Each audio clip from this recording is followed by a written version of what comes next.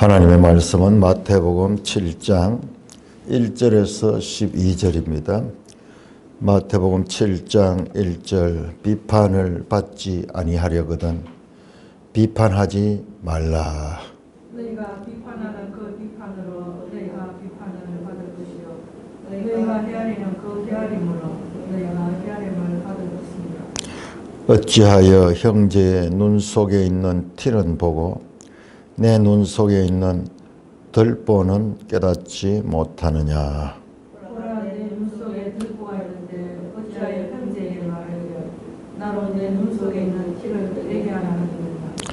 외식하는 자여 먼저 내 눈 속에서 들보를 빼어라. 그 후에야 밝히 보고 형제의 눈 속에서 티를 빼리라. 급한 것을 개에게 주지 말며 너희 진주를 돼지 앞에 던지지 말라. 그들이 그것을 발로 밟고 돌이켜 너희를 찢어 상하게 할까 염려하라. 구하라 그리하면 너희에게 주실 것이요 찾으라 그리하면 찾아낼 것이요 문을 두드리라 그리하면 너희에게 열릴 것이니. 구하는 이마다 받을 것이요 찾는 이마다 찾아낼 것이요 두드리는 이에게는 열릴 것이니라. 너희 중에 누가 아들이 떡을 달라 하는데 돌을 주며 생선을 달라 하는데 뱀을 줄 사람이 있겠느냐.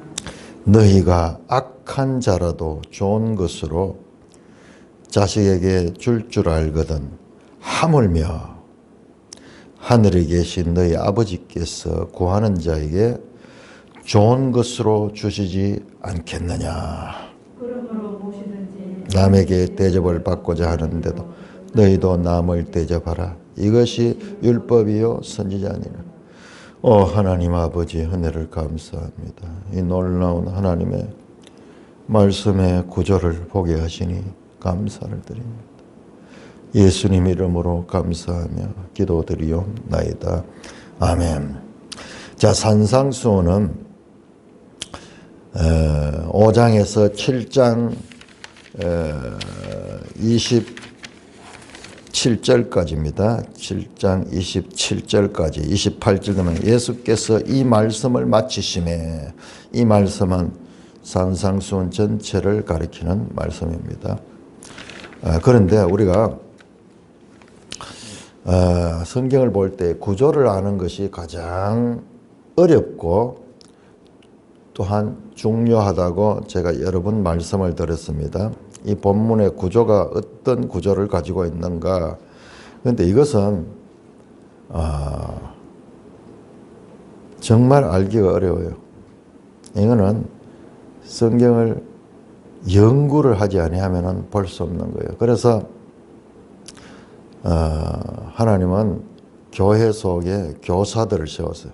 교사가 그냥 주일학교 교사가 아니고 신학자들, 성경을 전문으로 연구하는 그런 신학자들을 세워가지고 누가 알아주든지 알아주지 않든지 이 성경만을 연구하는 사람들이, 그런 사람들이 이제 이거를 발견해내는 거예요. 그러니까 우리가 사역들이 선교하고 전도하고 드러나는 이런 사역들도 아주 중요하지만은 이런 사역들은 거의 보이지 않아요. 또 연구를 해놔도 그거를 보는 사람도 없어. 책도 깊이 다뤄놔도. 그리고 그것을 보고 읽어낼 수 있는 그런 기본적인 소양을 가진 사람도 거의 없어요. 거의 없어요. 엄청난 시간이 들고 엄청난 노력이 들고, 그리고 목사님도 설교할 때 이런 깊은 내용들은 할 수가 없어. 왜? 첫째, 시간이 없고, 정말 우리같이 매일 1시간씩 그것도 본문을 지속적으로 그렇게 살펴보지 아니하면은 이 말씀을 구조를 발견하기가 참으로 어렵습니다. 일단 큰 구조를 한번 보면요. 지금 많은 말씀들이 선포되고 있기 때문에 우리는 여기에서 주제를 놓쳐버리기 쉬운데, 자, 주제가 첫째 보세요. 팔복이 선포되고 산상수훈에서 자 팔복이 선포되고 5장 1절에서 12절까지 그리고 5장 13절 14절 16절까지 팔복을 먼저 선포하고 너희는 세상의 소금이다. 너희는 세상의 빛이다. 너희 빛을 사람 앞에 비춰라. 그래야 너희 아버지께 영광을 돌리게 하라. 자 여기까지가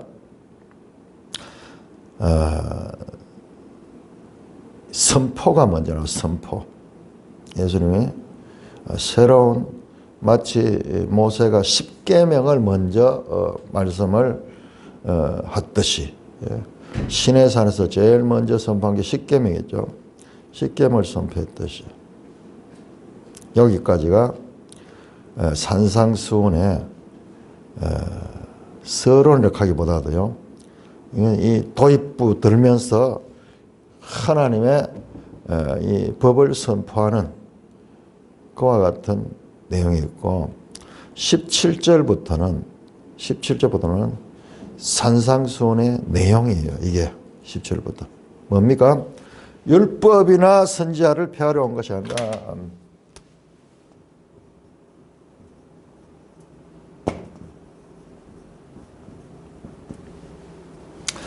율법이나 선지자를 폐하러 온 것에서 이것을 완성하러 왔다. 성취하러 왔다. 그렇게 말씀하죠. 그러면서 너희 의가 서기관과 바리새인의 의보다 낫지 아니하면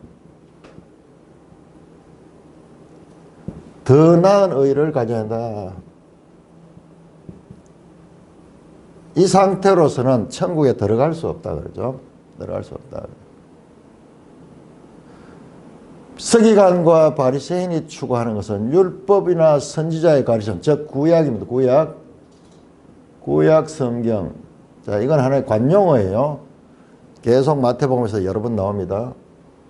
구약 성경에 서기관과 바리새인의 의는 뭐냐 하면 이 구약 성경에 드러난 표면,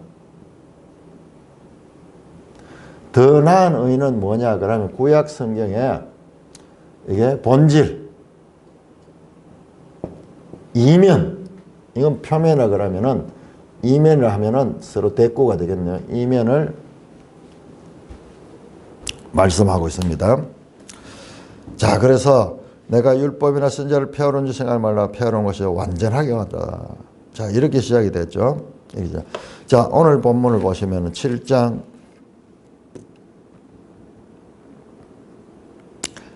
12절 7장 12절 이것이 율법이요 선지자니라. 이것이 율법이요 선지자니라. 뭐냐? 이것이 율법과 선지자 가리키는 본질이다 이 말이에요. 그렇게 해서 율법과 선지자로 시작해가지고 율법과 선지자 7장 12절에서 5장 17절 7장 12절이 이렇게 인크로즈를 이루고 있는 거예요.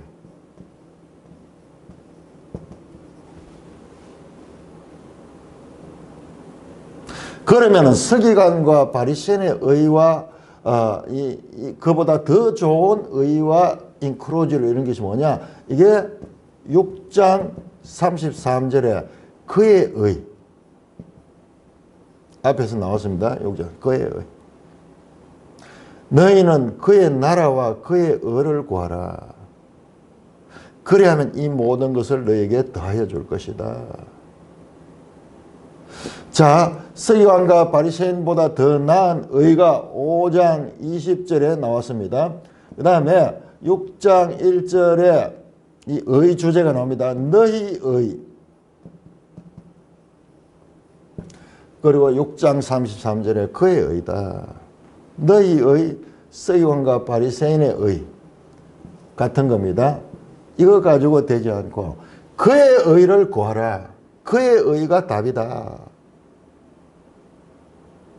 일단 이런 구조를 가지고 있다는 거 우리가 이거 어떻게 알 수 있겠어요? 그러니까 본문을 금을 찾듯이 은을 찾듯이 감추인 보화를 찾듯이 이게 하나님의 말씀이기 때문에 이 말씀은 우리가 알지 못하는 참으로 놀라운 하나님의 뜻이 있을 거야. 그러면서 이 말씀을 연구하고 이 말씀을 추구하는 사람들에게 보여지는 구조입니다. 보여지는 구조예요.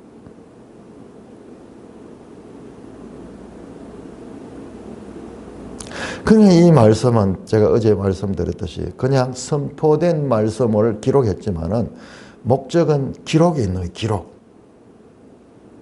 정말 금을 찾듯이 은을 찾더니 감추인 말.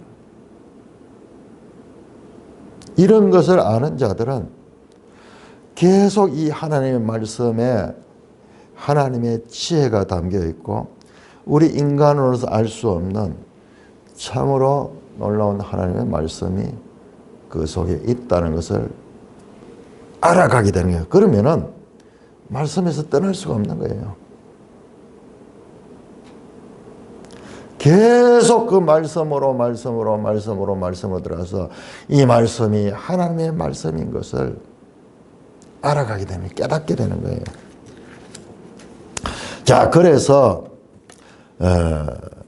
율법과 선지자, 내가 율법과 선자를 폐하러 온 것이 아니라 완성하러 왔다.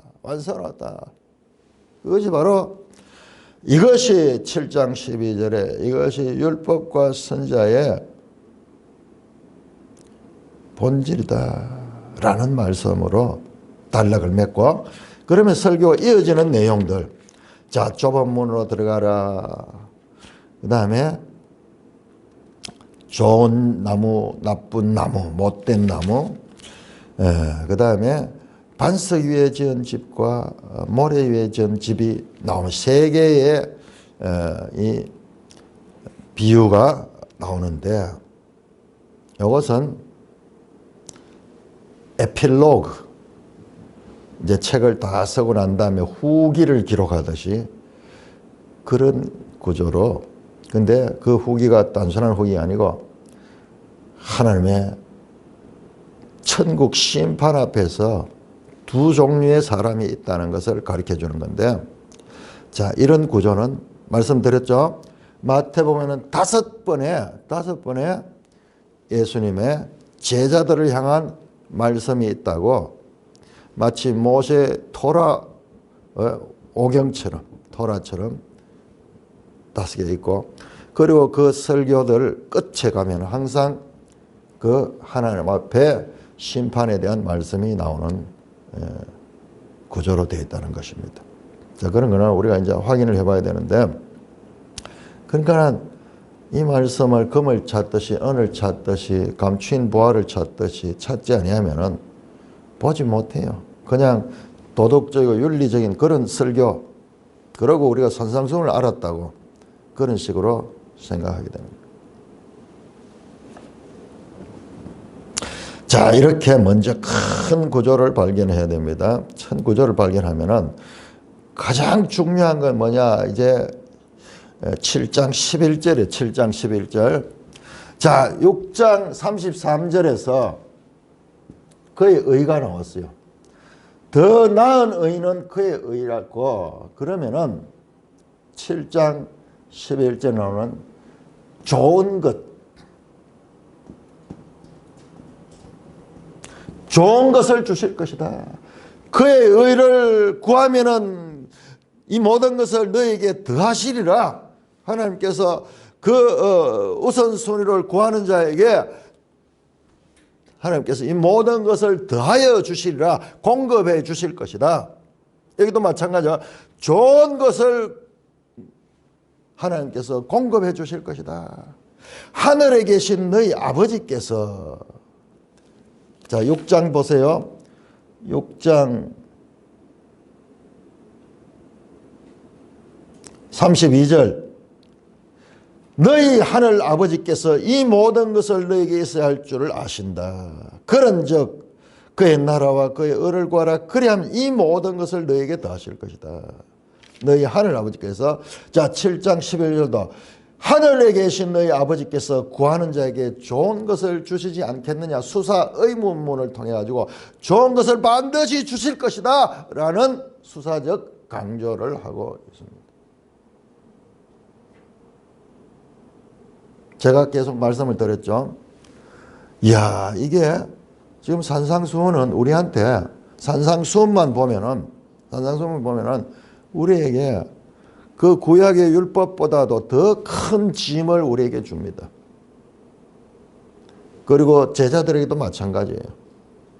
제자들에게 아니 겉으로 드러난 그와 같은 그 죄, 그것도 우리가 통제하지 못할 때가 있는데 마음속에 일어난 것까지 통제해야 된다는 거예요. 마음속에 일어난 거 어떻게 통제할 수? 우리 통제 바깥이고 자동인데 그것까지도 죄로 그렇게 정죄하면서 이 마태복음 잘 보면요, 우리에게 어마어마한 그 율법적인 부담감을 주는 책이에요. 산상수훈을 듣고 뭐 심령이 가난한 자는 복이 있니 뭐 운율이 있어가지고 아름다운 좋은 말씀 같은 그런 차원으로 우리가 볼 내용이 아니라는 말씀이에요. 이 구조를 우리가 발견했는데 이건 누가 발견했냐? 계속 믿음의 사람들이 우리 종교개혁 이후로 이 종교개혁은요 성경 연구에서 시작이 됩니다. 마틴 루터를 로마서를 연구하면서 그러기 시작이 되고 칼빈이나 이런 사람들은 성경의 주석가들이에요. 주석 성경 전체를 다 연구를 하면서 이 성경의 유기적인 관계를 발견하고 성경의 가르치면서 가장 우선적인 뭔가 그게 하나님의 나라라는 것을 발견했고 하나님의 은혜다. 은혜로 나라는 하나님의 은혜예요. 하나님께서 주시는 거예요. 그거를 발견하는데 천수백 년이 걸려줘야 해요. 그래서 하나님의 주권 사상을 강조했는데 우선순위를 보지 못하는 게 우리의 한계들이에요. 우리가 어느 것이 더 중하냐, 어느 것이 더 경하냐 잘 아는 것 같지만 성경을 두고 봤을 적에 성경 전체가 있어 수많은 학자들이 성경을 연구하겠지만은 루터 같은 경우에도 야 믿음으로 말미암아 구원 얻는 것이 성경의 최고의 핵심 주제다 그렇게 받는 거예요. 정말 그거 발견하는데 1000년 이상의 세월이 걸렸어요. 그런데 한 세대 후에 칼빈 같은 사람은 중요하지만은 그게 우리에게 구원에 있어서는 중요하지만은 우리로부터 성경은 출발되는 것이고 이게 하나님의 주권적인 섭리 가운데 우리가 있는 존재다. 그래서 성경의 핵심 주제는 하나님의 나라다. 하나님의 은혜다. 그것을 발견하게 되는 거예요. 그 은혜 안에서 그게 우선이 되고 그 다음에 우리의 구원이 있는 것이다. 당연한 이야기잖아요. 당연한 이야기잖아요. 성경은 처음부터 태초에 하나님이 천지를 하나님 주권으로 시작이 되잖아요. 끝까지 하나님 주권으로 시작이 되잖아요. 그런데 이 쉬운 것, 알고 보면 너무나 쉬운 이 쉬운 것을 아는데 1000년 이상의 세월이 걸렸어요. 그런 종교 개혁자들 나와서 그것을 한번 확립해 놓고 나니까는 그 다음 나머지들은 그 위에 서서 보니까는 계속 성경을 발전적으로 볼 수 있었던 거예요. 이 기초 하나도 제대로 보기가 그렇게 쉽지 않다는 거예요. 왜? 우리는 성경을 보는데 내 생각을 가지고 보거든요. 내 관심을 가지고 보고. 우리가 큐티한다 그러면서 성경을 보는데 지금 우리나라에 큐티로 아주 대형 교회를 이루는 저 우리들 교회 가는 그 김양재 목사, 여자 목사. 내가 보고 깜짝 놀라. 아직도 그분이 옛날에 그 초기에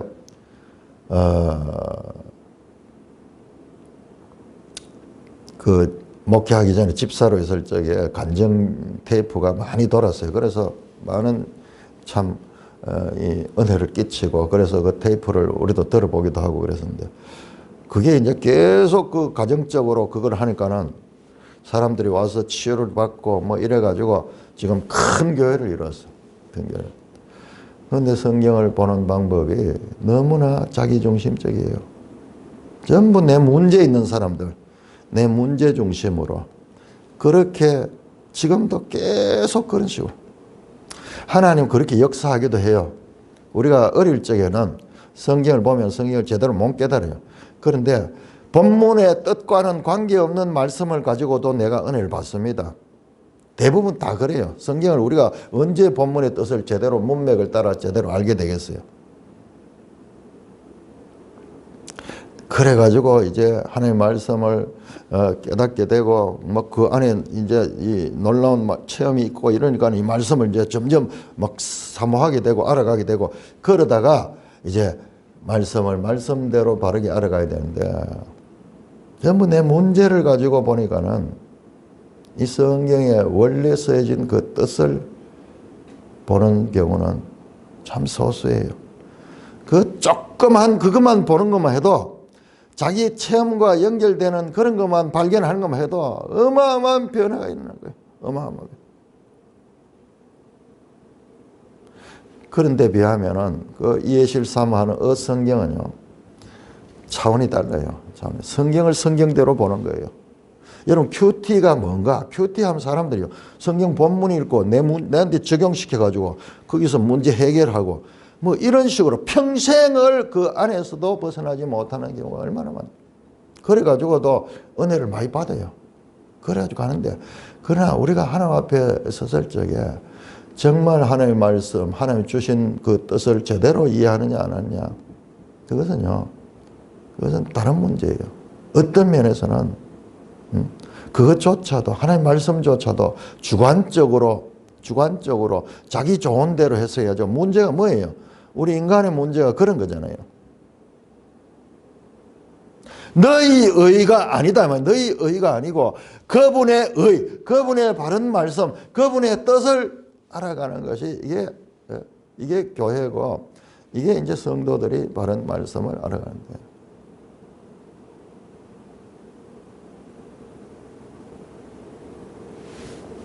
자, 그래서 이 큰 구조를 보는 것이 이게 제가 지금 얼마나 연구를 해가지고 이걸 발견했는 게 바로 이거예요. 이거 율법과 선지자다. 결과적으로 율법과 선지자에 대해서 내가 이걸 폐하러 온 것이 아니라 이를 완성하러 왔다. 그래서 완성이 되는 이야기가 이것이 율법과 선지자다. 그러면 그 내용이 뭔가? 자, 보세요. 7장 1절에서 6절, 7장 1절에서 5절까지, 6절까지 같이 연결해야 됩니다. 한 단락이 됩니다. 한 단락이 됩니다. 자, 오늘 1절에서 6절은 대인관계, 서로 이 인간관계에서 상호관계죠. 나와 형제 간의 관계. 우리 앞에서는 물질 소유관계가 나왔고요. 비판을 받지 아니하거든 비판하지 말라. 너희가 비판하는 그 비판으로 너희가 비판을 받을 것이요.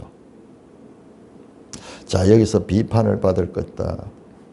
이것은 하나님의 판단, 여기 비판 크리막하는 것은 판단, 심판 뭐 이런 의미도 같이 있습니다.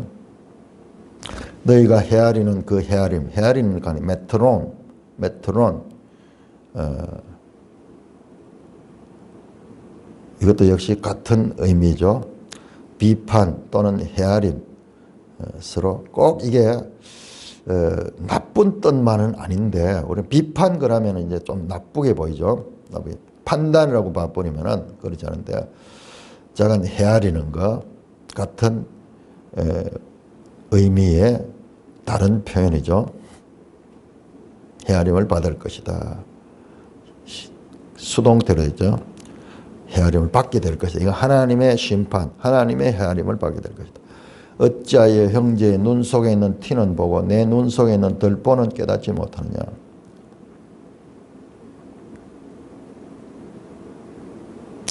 티는 나무 파편 같은 거 이런 거예요. 눈에 들어갈 수 있는 거, 작은 거죠. 그다음에 들보는 기둥이에요. 기둥. 집을 세우는 데 있어가지고 기둥같이 집을 받치는 아주 굵은 나무, 통나무지, 통나무. 내 속에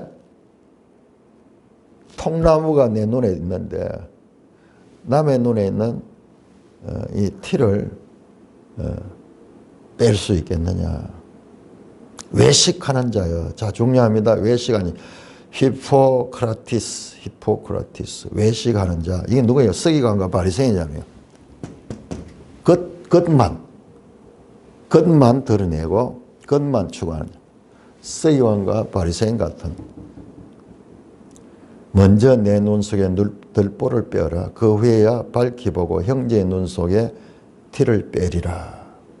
문제는 비판하지 않고 헤아리지 않는 것이 문제가 아니라 무조건 이거 하지 않는 것이 아니라 네 자신이 바로 된 다음에 형제의 눈 속에서 티를 빼리라. 빼라고 말하잖아요. 형제의 티를 그냥 두라 하는 거 아니잖아요. 그러니까 먼저 그 후에 행해야 된다. 비판하지 마라 그래서 비판 전혀 안 하고 그런 뜻이 아니에요. 바로 비판한 게 나옵니다. 6절에 뭐 거룩한 것을 계획해 주지 마라. 너희 진주를 돼지 앞에 던지지 마라. 판단해야지. 개가 누군고 돼지가 누군지 판단하고 분석해야지. 헤아려야지 안 줄 수 있지.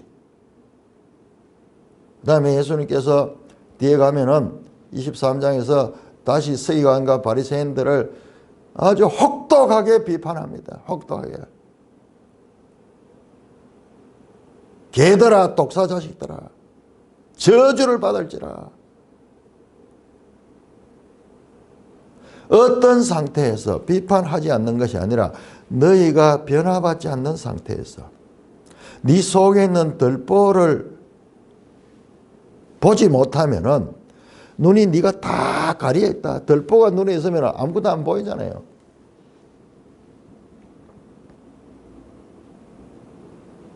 이게 뭘까요? 자신의 큰 문제는 인식하지 못하고 이웃의 작은 문제에 집착하는 사람. 자기 자신도 스스로 자기에게 속고 있는 거예요. 이게 누구예요? 이게 바로 죄잖아요. 죄. 우리가 이걸 모르잖아요. 죄를 아무도 몰라요. 죄가 뭔지. 성경이 아니면 죄가 뭔지 아무도 가르치면요. 소크라테스도 너 자신을 알라 하는 말 가운데는 이런 의미가 있지만 그러나 너 자신 속에 죄가 너를 지배하고 있다는 걸 모르는 거예요. 인간의 어떤 그 이성적인 축으로서 스스로 자기 자신을 알아야 된다. 그 우리가 내로남불이라는 말을 이번에 문재인 정권 들어서 많이 했는데 내로남불한 게 뭐냐? 바로 이거예요. 자기에 대해서는 관대하고 남에 대해서는 아주 집요한 게 이게 뭐냐? 죄의 특성이고 이게 바로 자기의예요. 너의 의. 자기의예요. 자기의는 하나님의 의와 반대되고 있어요. 반대되고. 로마서 10장 3절에 자기의를 추구하다가 하나님에 의해서 멀어졌다. 자, 우리 한번 찾아볼까요? 로마서 10장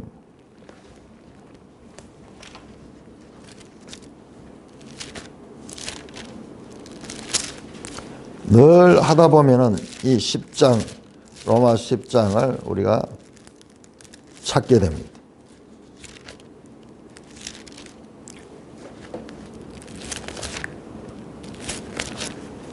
로마서 10장 2절부터 그들이 하나님께 열심히 있으나 열심으로 보면 하면 안 됩니다. 열심히 있는데 올바른 지식을 따른 것이 아니다. 하나님의 의를 모르고 자기 의를 세우려고 힘써 하나님의 의를 복종하지 않다. 자기 의가 강하면 강할수록 그의 의에서는 멀어지게 되는 거예요. 이게 바로 들보를 눈 속에 가 있는 자예요. 열심히 한다고 하잖아요. 자기는 바르게 한다고 열심히 한다고 노력하는데 그것이 결과적으로는 하나님의 의에서는 멀어졌다.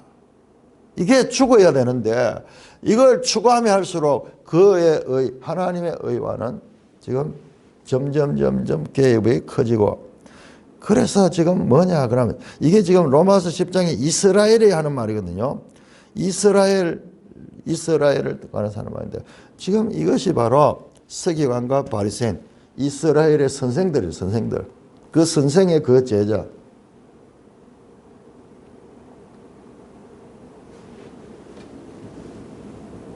우리 그렇게 말하면 팔은 안으로 굽는다. 뭐예요? 자기 중심적이라고 하는 게 인간이 본질적으로 자기 중심적이다. 이 말은요, 죄인의 보편성, 우리의 판단이 항상 이럴 수밖에 없는 거예요. 객관적이고 하나님의 판단을 가지고 우리가 볼 수 없는 게 우리의 죄성이 죄성.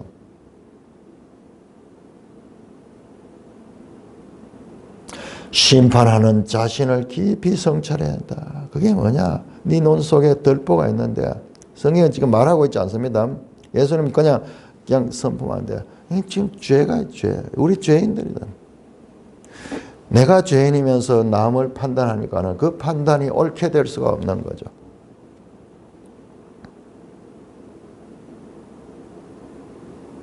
세상 나라에서요. 세상 나라에서 지금 우리나라에도 저 대법원장부터 시작해가지고 대법원 판사들이 판단을 굳게 하는 게 돈을 받아먹고 판단을 굳게 하는 거예요. 그게 이 죄인들이 사는 세상이에요. 늘 그래왔어, 늘 그래.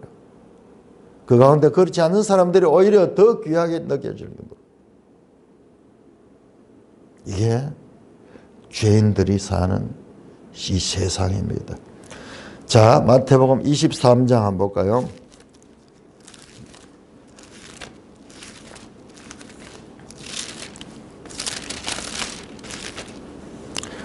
마태복음 23장 13절.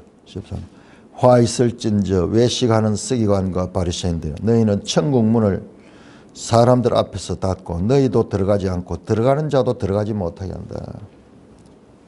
내가 죄인으로서 나도 못 들어갈 뿐만 아니라 딴 사람도 못 들어가게 하는 그런 역할을 하는 것이 이 이스라엘의 지도자다. 문제가 뭐냐? 우리를 알아야 됩니다.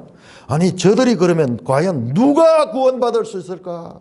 저 선생들, 저 경건한 사람들조차 저러면 누가 구원을 받을 수 있을까? 이게 이제 질문이 돼야 돼요. 이게.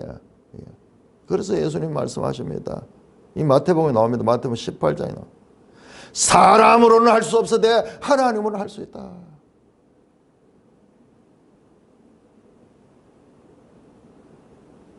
그 이야기가 여기 나와요. 여기 나옵니다. 더 봅시다. 거룩한 것을 개에게 주지 말며 너희 진주를 돼지 앞에 던지 말자. 여기서 거룩한 것, 너희 진주, 지금 이 하나님 말씀이 하나님 말씀, 지금 제자들이 듣고 있는 이 산상수훈의 이 말씀, 이 설교 말씀, 이것을 진주, 거룩한 것, 개, 돼지 서로 대조를 이루면서 형제에 대한 바른 충고, 들보를 뺀 상태에서 바르게 전해줬는데 그것을 가치를 알지 못하는 자들에게, 수용치 않는 자들에게 너희를 찢어 상하게 할까 오히려 염려하라. 앞에서 6장 25절 염려하지 마라, 염려하지 마라, 25절 30절 했는데 이건 염려하라 그래. 이건 염려하라. 자, 예수님께서 말씀하시는 것이 무슨 의미를 가진가를 우리가 깊이 알아요. 이거를 맥락을 따라서 보면 이게 보이는데 그렇지 않으면 우리가, 그래서 내가 계속 이야기 사복음 살아야 된다는 거예요. 자, 그 다음에 이제 이렇게 한 단락이 나고 6절까지가 한 단락이 되고 그 다음에 7절부터 구하라 그리하면 너에게 주실 것이요. 6장에서 기도를 가리킬 때 나왔던 말씀이 다시 나옵니다. 구하라 그리하면 너에게 주실 것, 찾으라 그리하면 찾아낼 것이요, 문을 두드리라 그리하면 너에게 열리시리라. 자, 우리가 하나님 앞에 구하면은 주십니다. 찾으면은 찾게 됩니다. 두드리면은 열립니다. 구하는 이마다 받을 것이요 찾는 이가 찾아낼 것, 두드리는 이게 열릴 것이다. 가장 좋은 것으로 주시려고. 가장 좋은. 구하라. 구하는 이마다. 찾아라. 찾는 이가. 두드리라. 두드리는 이에게. 자, 7절은 보세요. 구하라 그리하면 너에게 주실 것이요 미래형으로 되어 있습니다. 찾아라 그리하면 찾아낼 것이요 미래. 두드리라 그리하면 너에게 열릴 것이다. 8절은 구하는 이마다 현재입니다. 받을 것이요 찾는 이가 찾아낼 것이요 두드리는 이에게 열릴 것이다. 너희 중에 누가 아들이 떡을 달라 하는데 돌을 주며 생선을 달라 하는데 뱀을 줄 사람이 있겠는가? 지금 계속 너희 아버지 그랬습니다. 너희 하늘 아버지. 그러니 여기 지금 이 말씀을 듣는 제자들은 하늘 아버지의 자녀들입니다. 그러나 이들의 상태가요, 이 말씀을 수용할 만한 변화가 지금 되지 않았어요. 선택은 받았지만은 그 변화가 없습니다. 계속 사도행전에서 성령이 오실 때까지 예수님의 직접 가르침을 받고도 실패하잖아요. 다 실패하잖아요. 너희 중에 누가 아들이 떡을 달라면 돌을 주며 생선을 달라면 뱀을 줄 사람이 있겠느냐. 아들이 떡을 달라 하는데 돌을 주고 생선을 달라 하는데 뱀을 줄 사람이, 그런 아버지가 어디 있겠느냐. 응? 하물며 세상 아버지들도 그러한데 도둑놈도 자기 자식한테는 바르게 살아라 그러고 좋은 것으로 가르치고, 너희가 악한 자라도 좋은 것을 자식에게 줄 알거든. 악한 자, 세상의 아버지를 갖다 악한 자라고.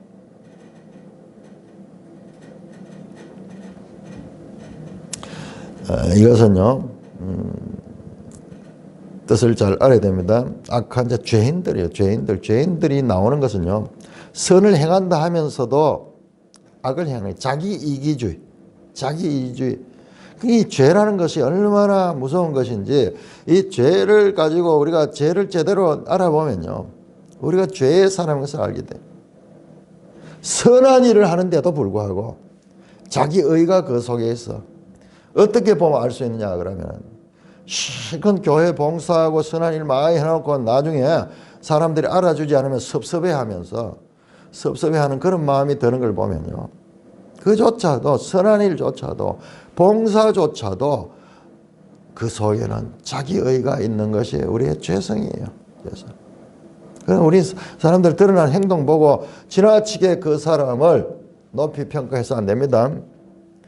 이제 세상 사람들은 그렇게 할 수 있겠죠. 그러나 우리 그리스도인들은 누구든지 죄인이다. 그걸 알아야 돼요. 아버지는 아들에게 있어간 절대적 존재죠. 절대적 존재고, 그리고 바른 것을 가리키는 자지만, 그런데 악한 자다. 너희가 악한 자라도, 죄인들이라도 좋은 것을 자식에게 줄 알거든. 하물며 much more 하늘에 계신 너희 아버지, 구하는 자에게 좋은 것을 주지 않겠냐. 자, 이거로 끝이 나버려요. 자, 12절은 그러므로 전체 요약입니다. 전체 요약. 율법과 선지자에 대한 전체적인 요약이고, 11절까지가 사실상 지금 본론인데, 11절의 마지막이 뭐냐. 하물며 하늘 계신 너희 아버지께서 구하는 자에게 좋은 것을 주지 않겠느냐. 좋은 것, 아가토스. 선하다. 선할 때요, 우리. 선. 자, 우리 의를 이야기, 선. 참 추상적이죠. 좋은 것은 좋은 것인데, 이 의미는 참 좀 추상적이죠. 좋은 것이 뭔가? 좋은 것이 뭐예요? 이 이 좋은 것을 받지 아니하면 앞에 준 말씀도 다 우리한테 짐만 되고 오히려 더 큰 우리에게 부담만 될 뿐이에요. 이 좋은 것을 주신다. 주시지 않겠느냐. 수사의문은 악한 자도 좋은 것 주는데 하늘 아버지가 좋은 것을 반드시 주실 것. 하물며 너희도 그렇게 하는데 하늘 아버지는 얼마나 더 하겠느냐.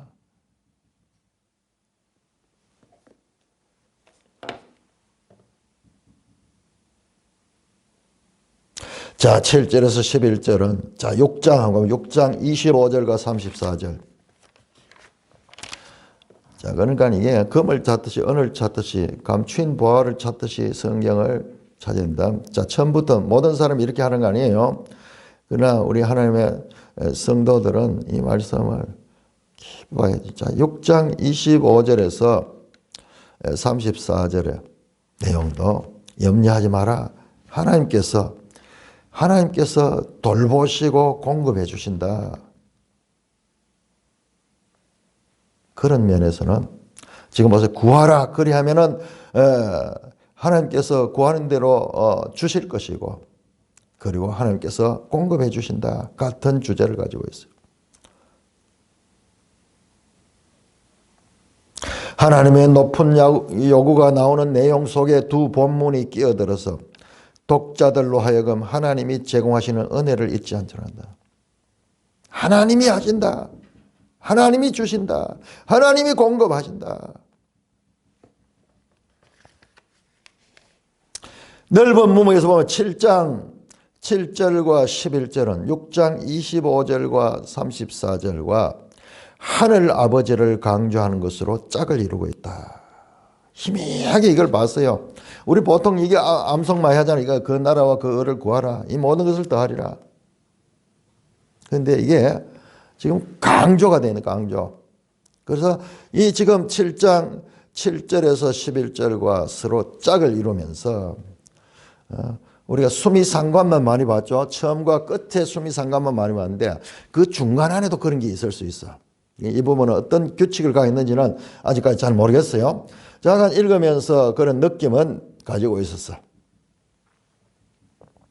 하늘 아버지를 강조하는 것을 짝을 이루면서 이르기 힘들 정도의 높은 수준의 윤리, 그 윤리를 요구하시는 명령 사이에 하나님의 은혜를 보면 하나님이 해주신다. 하나님이 해주신다. 제가 늘 이야기했잖아요. 지금 하나님께서 우리의 내면을 바꾸지 아니하면은 지금 그 이야기 없잖아요. 마태복음에는 지금 그 이야기 없잖아요. 그러니까는 이 모든 것이 오히려 짐이 되고 더욱더 큰 부담이 될 수밖에 없죠. 그런데 하나님께서 결론적으로는 좋은 것 주는데 그 좋은 것이 뭐냐? 그 좋은 것이 뭐냐? 자, 찾아보겠습니다. 누가복음 11장 13절. 감춰놨어요. 누가복음 11장 13절. 같은 말씀입니다. 똑같은 본문입니다.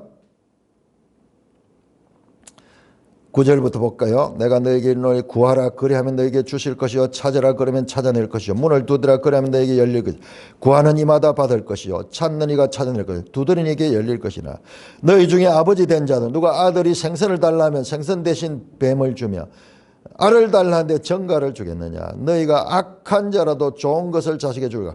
하물며 너희 하나님께 구하는 자에게 성령을 주시지 않겠느냐. 성령. 좋은 것은 바로 성령.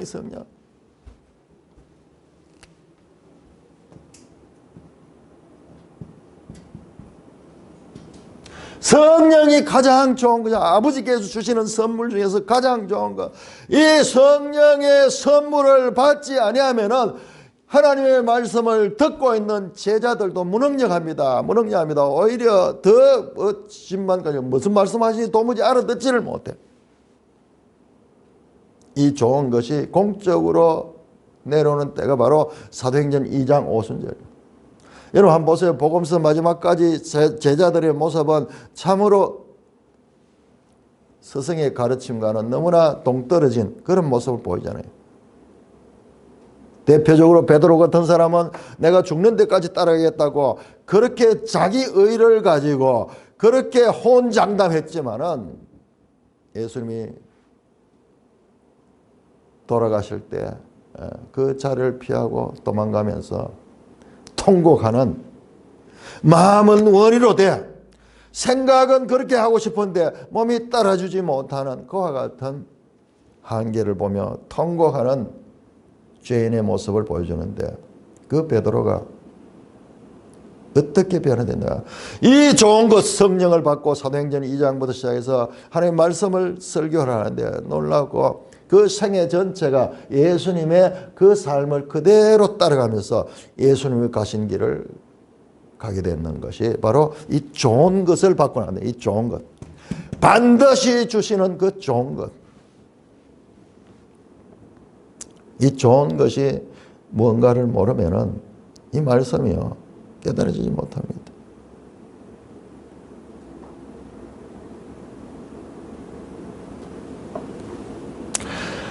예수님을 따르는 제자는 이유 없이 윤리적 명령에 순종하는 사람이 아닙니다. 그들도 사람입니다. 하늘 아버지의 은혜를 얻고 있는 사실을 기억하면서 그의 의를 추구합니다.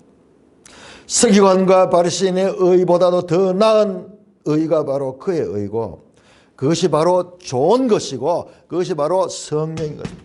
그러면 왜 이 마태복음에는 이걸 굳이 이렇게 숨겨놨는가? 저자가 어떤 뜻인지 모르면 숨겨놓은 것 같아요. 왜? 누가 본가 보세요. 딱 단어까지도 거의 같은데 여기에서는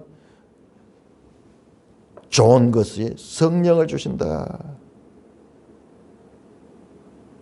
그런데 좋은 것으로 주지 않겠나 이렇게 나왔어요.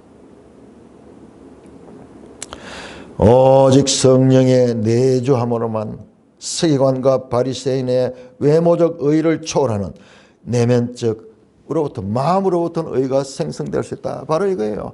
자, 그러니까 우리가 시작할 때 우자매가 그렇게 이야기했죠. 시작할 때 심령이 가는 자는 복이 있다, 애통하는 자는 복이 있다. 그러면서 출발하면서 그것이 뭐냐? 마음의 할례라고 했죠. 마음의 할례.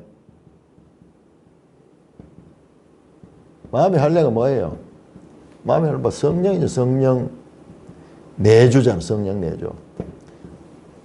성령 내주. 내가 너희 속에 새 영을 주겠다.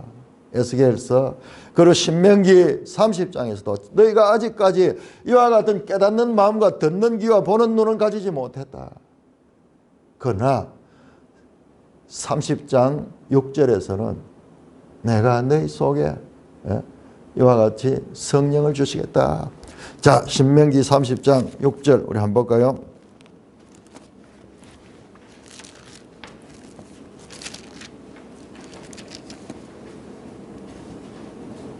내 하나님 여호와께서 네 마음과 네 자손의 마음에 할례를 베푸사 너로 마음을 다하여 뜻을 다하여 네 하나님을 사랑하여 하사 너로 생명을 얻게 하자. 할 수 있게 하시는 분이 할 수 있게 하는 분, 사랑할 수 있게 하는 분. 성령이 사람으로는 할 수 없지만은 바리새인과 서기관의 이 의는 사람의 의, 사람에게 보이려고 사람의 의로서는 할 수 없지만은 그러나 성령은 하나님의 영이 하나님이야. 사람으로는 할 수 없지만 하나님은 할 수 있다. 바로 그것은 우리 속에 성령이 내주함으로 할 수 있다는 이 해석은 지금 이 본문에서는 지금 나오지 않고 지금 이 요한복음, 누가복음 그리고 사도 바울의 서신들을 통해서 명확하게 되는 거예요. 그래서 이거로 연결되냐 숨이 상관되잖아요. 의미상으로 숨이 상관이 되고 있잖아요. 이게 성경이에요. 사도 바울이 말합니다. 너희가 하나님의 성전인 것과 성령이 너희 안에 거하는 것을 알지 못하느냐. 거기도 수사 의문문 끝나네요. 좋은 것을 주시지 않겠느냐.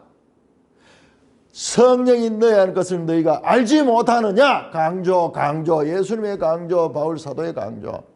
자, 이걸 통해서 결론적으로 새 언약은 뭡니까? 내가 내 법을 너희 속에 두고 너희 마음에 둘 것이다. 이것은 이 언약은 조상들에게 준 것과 달리 그때는 돌판에 줬지만 너희 마음에다 내 말씀을 줄 것이다. 에스겔 36장 25절부터는 너희 마음을 속에 내 영을 주고 너에게 굳은 마음을 제하고 부드러운 마음을 줄 것이며 그렇게 흐릿하게 암시되어 왔던 안개 속에 있던 것 같은 그와 같은 여기저기 산재되어 있던 말씀들이 합력해서 모이니까는 지금 이게 보이잖아요. 우리한테 이 처음에 마음의 할례를 받는 것이 이게 성령의 인도하심이고 바로 깨달은 거예요. 끝에 와서도 이거로 일치되면서 그러나 이게 무슨 내용상의 일치이기 때문에 이거를 발견할 수 있는 사람은 성령의 인도함을 받고 그 말씀의 깊은 뜻들을 알아야지. 우리가 지금 예수 믿은 지가 얼마나 됩니까? 또 말씀을 연구하고 연구해도 알지 못했던 이렇게 자, 모든 것은 좋은 것 아가토스 이것은 주신다. 디도마이 주신다. 하나님이 주시는 거다. 하물며 말론 하물며 더 확실히 더욱더 more than 하늘에 계신 너희 아버지가 주실 거다. 반드시 주실 것이다. 네? 세상 아버지도 좋은 걸 주는데 하물며 얼마나 지금 강조되어 있습니까? 이건 바로 성령인데 그럼 마태만 봐가지고는 이것이 제대로 깨달아지지 않아요. 마태는 그런 면에서는 이 내면의 이 그런 면에 대해서는 다른 복음서와 그리고 사도 바울의 도움을 입어야 돼요. 그러니까 우리가 제가 어제도 그러니 공간 복음 마태, 마가, 누가가 전부 그 예수님의 공생애를 다루고 있기 때문에 공간 복음을 하는데 이거를 하나의 책으로 만들어버려. 하나의 책으로 만들어가지고 그렇게 성경을 이해하기 좋도록 하기 좋은데 그거는 그럴 수 있는 시도지만은 그러나 자칫하면은요 위험해요. 하나님이 각 권마다 독특하게 주시는 말씀이 있어요. 그냥 내용만 안다고 되는 게 아니야. 이와 같은 이 구조와 이와 같은 그 독특한 표현을 통해 가지고 하나님은 우리에게 그 동서남북 사방에서 다 하나님을 알 수 있도록 그와 같이 하고 그리고 성경과 성경의 유기적인 관계를 우리에게 말씀하고 있습니다. 자, 12절 말씀. 그러므로 무엇이든지 남에게 대접을 받게 너희도 남을 이것이 율법과 선지자다. 자, 이 말씀은 유명하게 이 본문은 황금률이라고 그래요.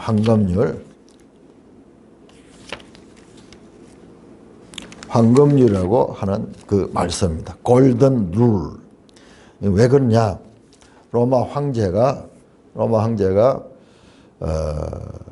이 말씀을 너무 귀하게 여기고 자기의 무덤 벽에다 금으로 새겨가지고 이 말씀을 새겼다 해서 황금률이라고 그렇게 유래합니다. 그러므로는 12절 이 마지막 12절이 앞단락의 결론임을 알립니다. 뿐만 아니라 우리가 봤잖아요. 그러므로 이것은 바로 앞단락의 결론이기도 하면서 전체 율법과 선지자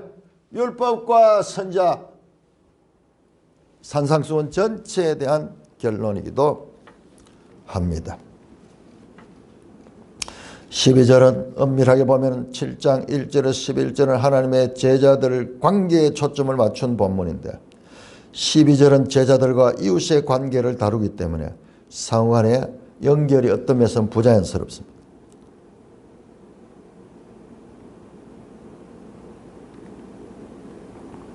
이런 점에서 7장 12절은 제자들의 윤리를 요약하는 것, 더 나은 의, 산상설교의 원리를 요약한 것입니다.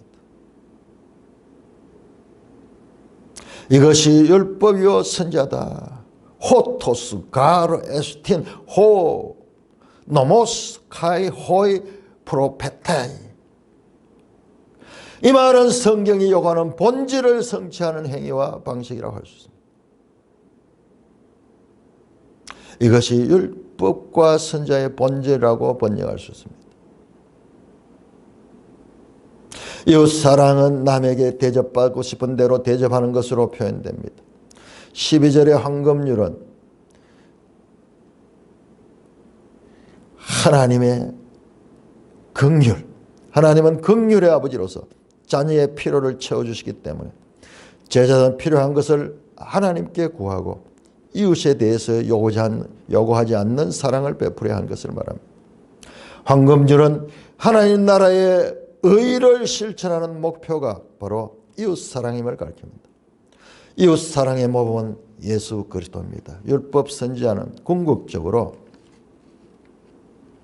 예수 그리스도를 가리키고 있습니다. 율법과 선지자, 이 모든 성경이 내게 대하여 기록됐다. 내게 그 말씀이 바로 예수 가르침의 모든 핵심은 바로 이 율법과 선지자 안에 있다는 것입니다. 자, 이렇게 산상수훈이 이제 율법과 선지자로 시작해서 율법과 선지자로 맞춰지고 있다는 것을 우리가 알 수가 있습니다. 하물며 너희 아버지께서 구하는 자에게 성령을 주시지 않겠느냐. 성령을 받아야 된다. 성령을 받아야 된다. 예수님의 사역 가운데 모든 것이 중요합니다. 십자가 죽으심, 부활하심 뿐만 아니라 성령을 선물로 주심. 성령을 선물로 주심. 이것이 예수님의 지상사역이 지상사역. 물론 이제 하늘에 가셔서 주지만은, 그러니까 신약은 이게 지금 새 언약이에요. 새 언약. 신약은 뭐예요? 성령이 오심. 성령이 내주하셔서 성령이 그 마음을 변화시킬 때 겉으로 드러난 바리새인과 서기관의 의뿐만 아니라 더 나은 의, 그 내면으로부터, 동기에서부터 하나님의 뜻을 행할 수가 있는 것이다. 우리가 생각한 거는 전혀 다른 결론이 나왔죠. 삼상수훈의 마음의 할례, 바로 마음의 할례로 끝나는 그 마음의 할례가 구체화된 성령의 내주하심이죠. 내주하심. 이와 같은 성경의 대주제로 시작하고 대주제로 끝을 맺고 있는 것을 볼 수가 있습니다. 찬송가 366장